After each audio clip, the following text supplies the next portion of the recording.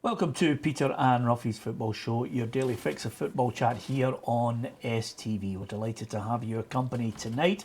The League Cup takes centre stage this weekend. We'll hear from all four managers involved in the semi-finals on Saturday and Sunday. Dundee United want to take Stephen Lawless to Tannadice. Craig Whiten is a target for Heart of Midlothian. And there's a pitch inspection ahead of Hearts' game up at Inverness at the Tulloch Stadium. So that's just a few of the talking points Alan Ruff and myself, Peter Martin, will be discussing alongside our boot room guest, Morton striker Peter MacDonald. Delighted to have him with us, getting ever closer to full fitness. Of course, Morton involved in that home match against Hibernian on Tuesday. We'll get Peter's thoughts on his team and whether they can derail Hibs' title challenge and do Rangers a favour. Semi-finals take centre stage. Let's cut to the chase. First of all, nobody really remembers teams that lose in the semi-finals, as Alan Stubbs, the Hibs boss, mentioned yesterday. It's never nice to get to the latter stage of any cup or the playoff system and lose. And what you feel at the time is one that you don't want to experience again. Come Saturday, at 4:50, whatever the time's going to be, or 5:20. I don't want to experience that feeling. For my team, not for me, for my team. Okay, Peter MacDonald, Hibs 6-5 to win this game.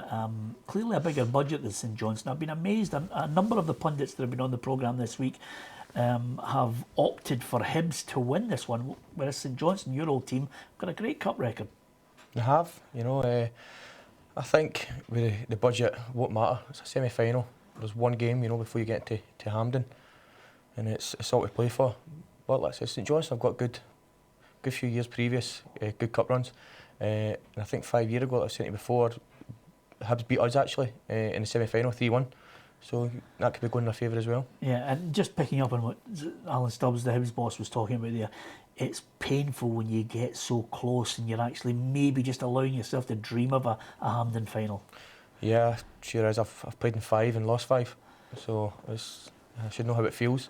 But no, it's lined up for a cracking game, and I think Hibs will just edge it, to be honest. I think they've got a bit more youth. Yeah, and Peter, believe me, I did not know that you had lost 5. In case you thought that was stitching me up. That was geared for pain. Wow, to lose 5, Ruffy. I mean, I know your derby record against Hearts is absolutely abysmal, but painful when you get so close, as Peter alluded to there. Yeah, as a player, at least you get to a final, you've got something to show for it, whether it's winners or runners up. You've got the day out, the big day out. But to get beat in semi-final was a hard one to deal with. And as Alan said there on the cut, nobody wants to know the loser. It's all about the winner on the day. And it's as a footballer, you have to get your head round to that quite a lot. Yeah, Scottish Cup winners St Johnstone. They've got a good nucleus of the side that won on the day, and of course, you've got Dave Mackay, who's been over the course before. You've got Stephen McLean, who's just signed a new 2-year deal. So you've got players, and of course, Michael O'Halloran is back in the squad. How important could he be to this one? I think the 3 of them are massive for St Johnstone, including Murray Davison. I think if they're on their ball, there's a sort of nucleus of the side, the spine, where Dave plays right back or centre half. But no, Stephen McLean, on his days, he's one of the best strikers in the league.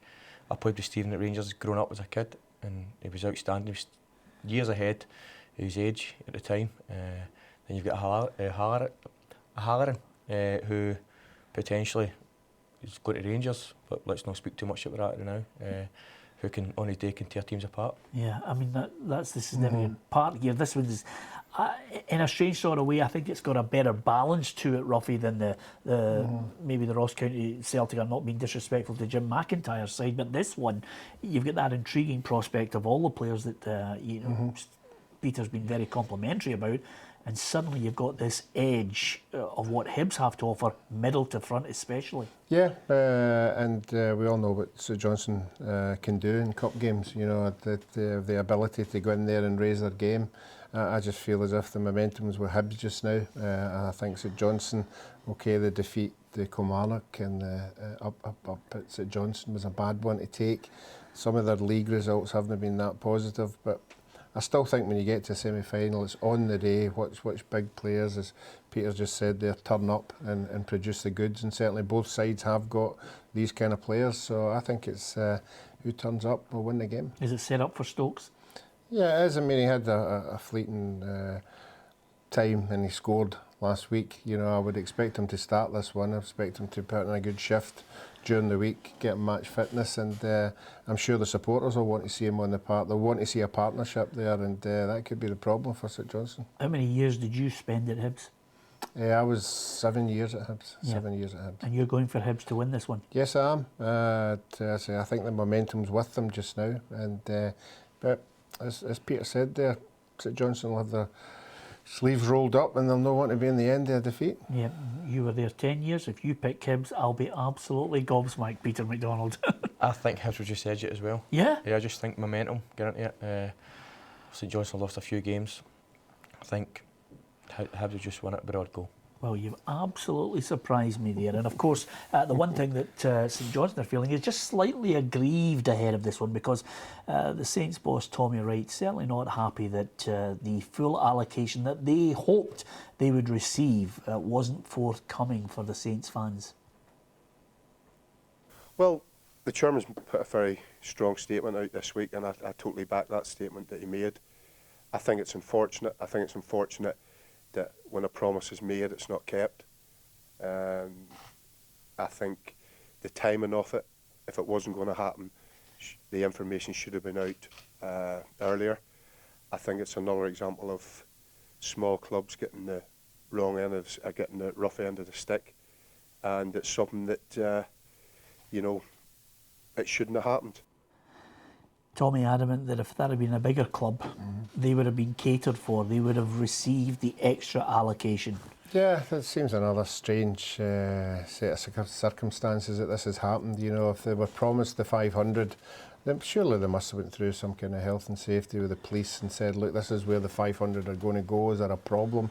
But it seems to be a lack of communication again, and unfortunately, it's the St Johnstone supporters that are going to suffer with this one, but I think they need to stop talking about it and start concentrating on the game. You know, let's start talking that up, because that's what it's going to be won and lost. Yeah, okay, in the next part of the programme, we're going to talk the other semi-final, which is, of course, Ross County against Celtic. We'll hear from Jim McIntyre and Ronnie Dyler. Just before we get into the break, of course, teams want to try and strengthen their squads, and Dundee United are looking at Stephen Lawless to get him on a pre-contract and could get him at the end of the season, Ruffy. Yeah, I think he's a tremendous player with Partick Thistle. He's got bags of energy. He's all over the place, and he can score goals as well. I can see why they would want him up there. I think he's got a lot to offer, and he might suit that style of play that Mix is trying to do. Yeah, we were talking to Alan Archibald on the programme, and he's very keen to keep him. Yes, and we're talking about Brannigan as well. I mean, that would be two massive losses. You know, Partick Thistle lost 3 or 4 players last year, which took them a wee while to get other people in, but certainly losing these two would be a big blow. Yep, Peter, you're probably better equipped than most to talk about Craig Whiten. Hearts looking at some good young Scottish players, John Souttar, and now Whiten, who's been on a loan spell at Raith Rovers. Yeah, Whitey was still is only a kid, 16-year-old when I first went to Dens, and you couldn't tell. He was class. We called him the Wizard. That was his nickname. 16-year-old, the Wizard. And I think he's just maybe went a wee bit stale now, because he's not getting as many games as he maybe should have. Albeit he did go on loan, but didn't play as much as what I think he would like to have hoped to have played. But no, if he goes to Hearts and Robbie's going to give him game time, I'm pretty sure he'll excel. Yeah, how good is he? Going from what I've seen, he's probably the best 16-year-old I've ever seen or I've ever played with. That's genuinely. He came on against Partick Thistle, one game last year, and half time, and we weren't doing too great. And let's just say he turned the game around, scored within 5 minutes of coming on, won a penalty, and get the man of the match. It was only 45 minutes. So yeah, I mean, we've potential been was there. impressed with him, Ruffy, as well, every time we've seen him. We saw the introduction of him as well when we were doing the commentary. We saw him coming on in a game, and unfortunately Dundee were going through a wee bit of a bad spell there, but you could see on the part, you know, that he's got pace, you know, he's got an eye for goal, great balance, and yeah, I think it'd be a good signing. Yeah, okay. We will talk about some other transfer targets, maybe movers and shakers. We'll get a chance to talk to Peter MacDonald about how soon he could be back in a Morton strip, and of course he'll give us his assessment of that big match on Tuesday against Hibernian. Hibernian could be in the League Cup final. We're going to talk the other semi-final, Ross County against Celtic, next. Welcome back to Peter and Ruffy's Football Show. Alan Ruff is alongside me, Peter Martin, here on STV. Join us Monday to Friday at our new time of 7 o'clock, and you can catch the later repeat. And on a Saturday afternoon, we're on from 2 o'clock. Frank McAvenny and Gordon Smith will join Ruffy as the main pundits, taking you through the afternoon's football all across the 4 divisions in Scotland. And we'll take a look at the Barclays Premier League and update you there as well. Our boot room guest tonight, Morton striker Peter MacDonald. Delighted to have him with us. Let's talk the other semi-final. Of course, all the speculation about the players that Ronnie Dyla might bring in. At the moment, he says he's happy with the squad. I'm happy what we have got in. We also have to remember that we have Ryan Christie as well coming through now, and has been injury free, and Erika's coming in. So we are happy what we have done, and it's a very difficult window. The teams around doesn't want to lose players when they are middle of the season. But we'll see. We work on, and everybody in the club is looking for options and see what is possible. And on Monday at 12 o'clock we see where we are. Well, there's been more than a few names linked, Ruffy. Do you think it's critical if they don't get any more? No, I don't think it is. I still can't get my head round. I know they're talking about the Man City boy being a good player and that, but I just don't get, you know, taking players from another club and for, you know, to strengthen Man City's hand. You know, he's never going to be a Celtic player. And you've got young Celtic players at Celtic Park who must be sitting there going, well, why are we not getting a chance? We keep talking about changing Scottish football. Why not promote within? You know, that should be the first thing you should be doing. You know, if you're bringing kids up through academies, what's the point of getting to the stage that they're going to break through possibly, and then you bring somebody in for another club, and then that player, even worse, goes back to the club. So the only club that's benefiting out of it is Man City. Yeah, I mean, I take your point to a degree. I mean, we all want to see the Scottish players, especially I think, you know, if you are at that club, you want to see a pathway to the first team. I think the goalposts have moved slightly though, Peter, because you've still got to try, you know, domestically to win the trophies, but get past qualifiers into the Champions League. That's where Celtic want to be, and in effect they have to punch above their weight, and they, you know, by hook or by crook they have to use every means at their disposal. So I can understand Ronnie Dyla saying, you know, if Patrick Roberts is going to come from Man City, we want him for 18 months and not 6. But Ruffy's message, you know, to younger players think, well, here's a kid coming from Man City, I've got no chance. Well, where does that stand with young Paul Tierney? Is it Kieran Tierney, Tierney, sorry, at left side, a fullback. You know, he's done well to sort of nudge Izagiri a wee bit out the way, but with consistency of performance, he's up. And he goes, oh well, if this boy can right back into his position, you know, he's not going to be happy, and then Izagiri's not going to be happy. But I can see Dyla's point that he wants to get maybe the biggest squad and strongest squad that he can, but you maybe have a few unhappy people. Yeah, I mean, looking towards the semi-final itself, Ruffy, I don't think we have to think about the loan signings. We have to think about what Celtic have at their disposal, and is it good enough to get past Ross County, who I think will be more than happy that they've got Liam Boyce available. Yeah, Boyce, Curran were two prolific goal scorers. Cause any back four problems, they'll got a lot of movement, and that's what they'll be hoping. I think they'll be hoping that there's a lot of players in the Celtic team haven't been there before. You know, the Armstrongs, Mackay Stevens, the pressure that on a Celtic jersey, they might have done it with Dundee United, but to come up with the goods in a semi-final, you have to be on your ball. And I think that's what Ross County will be relying on. I think they have to strike first. I think if Celtic go ahead, obviously with Griffiths and the strength that they've got behind them. I think Celtic will win the game, but Ross County will deep down. Jim McIntyre will know that his players have got a chance, but if they let Celtic go ahead, then I can't see any other winner. Yeah, well, Ross County have provided a shock at the semi-final stage before against Celtic, but I don't think Jim McIntyre is taking anything from that game. It's a different team that he has at his disposal. You know, it's a totally different team. It's a different era. You know, that team are still held in such high regard, and rightly so. It was a fantastic achievement for the 2010 team. You know, but we're a totally different team, and we want to try and make our own memories. I think he's got some good players. I mean, Ruffy's highlighted the strikers, but Michael Gardine, Jackson Irvine, they certainly have come to prominence in that county side as well. Mac and Dodge have done a great job. It's total transformation, you know, in the period of time they've been there. And the quality of signings they're bringing in just keep getting up and up and up. You know, where did they get boys from in Curry? I've never heard of them before, and two of them are probably top men, one of the top players in the league. You know, but Mac has used his market well. I wonder if he'll use this market to strengthen again. You know, but Celtic will do that, but where Ross County will. 7-2, Peter, for Celtic to win the match. Can you see a shock? I'm looking at Ross County 15-2 with some bookmakers. 7-2, 2-7 Celtic. 2-7 on. Yeah. I'll go for County. Better odds. Ruffy, there you are. That's exactly what we need on the show. Just a right good noise. Well, I'm sure a lot of people at Ross County will be thinking the same. They are good odds, you know. And what's the point of getting to a semi-final if you don't believe that you can win it? And results have proven in semi-finals that not always the favourite wins.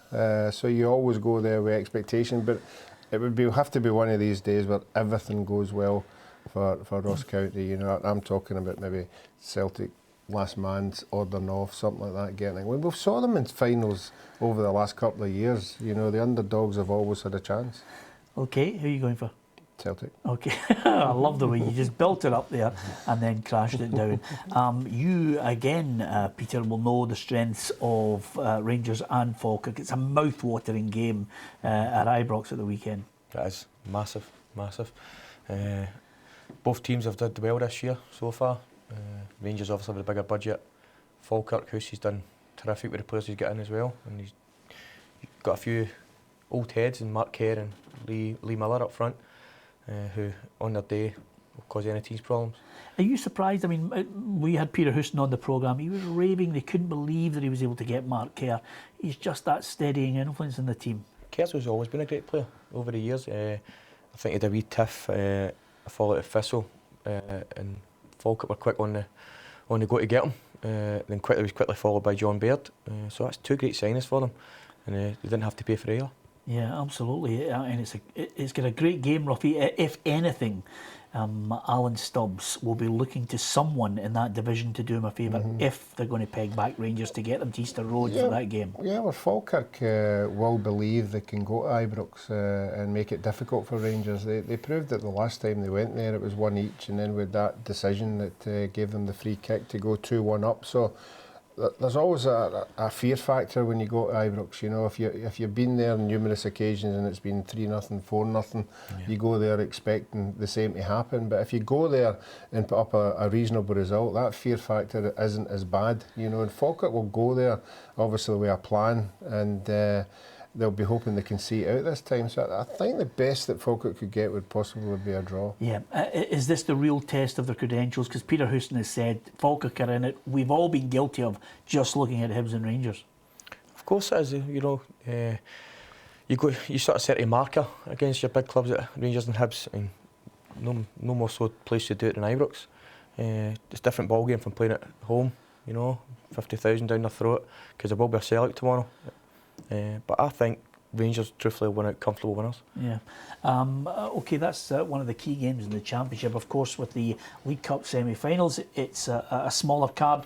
in the Premiership. Dundee against Motherwell, Inverness, Hearts, Killie, Hamilton Accies and Partick Thistle against Dundee United. The 4 games that I'm looking at there.